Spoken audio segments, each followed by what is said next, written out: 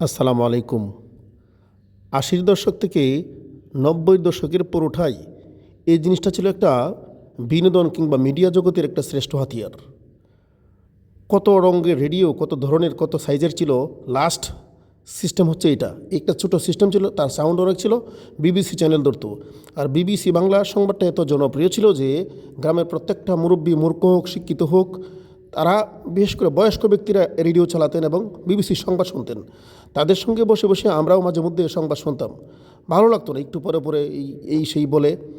এরপরে আসলো এই ল্যাপটপ। ২০০০ সালের আগেই আসছে, কিন্তু গ্রাম বাংলার দিকে ছড়ায় গেছে এটা ২০০০ সালের দিকে। ল্যাপটপ কিন্তু ছোটো বড় সবাই ইউজ করে। ছোটরা গেমসের জন্য এটা ব্যবহার করে, আর বড়রা অফিসিয়াল কাজ করার জন্য। এই ল্যাপটপও কিন্তু একটা ডিমান্ডেবল জিনিস। যাদের সামর্থ্য আছে তারা অ্যাপল থেকে ল্যাপটপ ক্রয় করেন, আর যারা না পারেন তারা একটু বিভিন্ন কোম্পানির তোশিবা, উইন্ডোজ, যারা লিনাক্স চলে সেগুলো ইউজ করেন।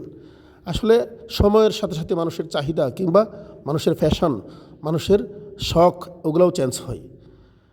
এখন ল্যাপটপ অহরহর বাসায় আছে। আগে রেডিও অহরহর বাসায় ছিল না, কিন্তু ল্যাপটপ, মোবাইল, কম্পিউটার ওগুলো এখন প্রায় বাসায় পাওয়া যায়। কিন্তু রেডিওটা বিলুপ্তির পথে, এই জন্য রেডিওর একটা ভিডিও করলাম আর ল্যাপটপটাও দেখলাম।